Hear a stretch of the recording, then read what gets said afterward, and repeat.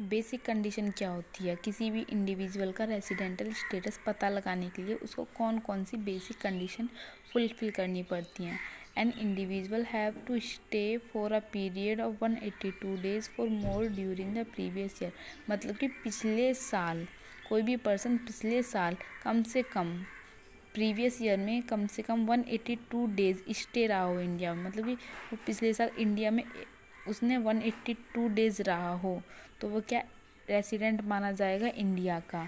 N individual have to stay in India. Second basic condition क्या होती है? An individual have to stay in India for a period of 60 days और more during the previous year. मतलब पिछली साल कोई भी पर्सन हो 60 डेज रहा हो या उससे ज़्यादा और पिछले एंड 365 डेज और more during the 4 year immediately preceding the previous year.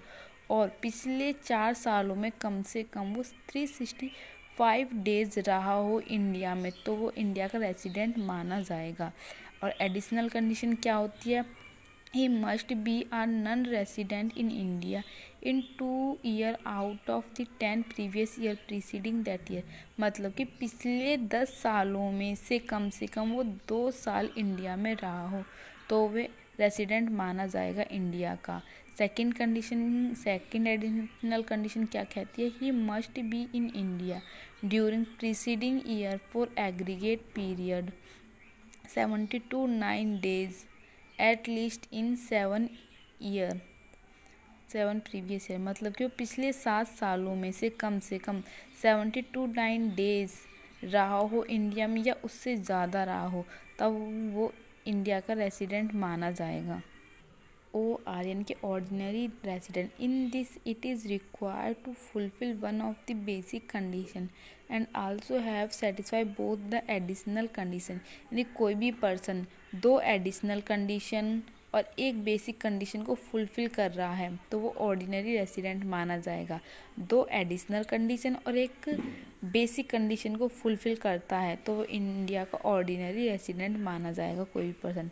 NOR यानी कि non ordinary resident not require any of the basic condition but have complete both of the additional condition. मतलब कि वो कोई भी बेसिक कंडीशन फुलफिल नहीं कर रहा है, ना पहली ना दूसरी, वो दोनों में से कोई सी भी बेसिक कंडीशन फुलफिल नहीं करता है और लेकिन दोनों एडिशनल कंडीशन फुलफिल कर रहा है तो वो NOR माना जाएगा यानी कि नॉन ऑर्डिनरी रेसिडेंट माना जाएगा इंडिया का। NRI यानी कि not need to satisfy any basic condition as well as NRI।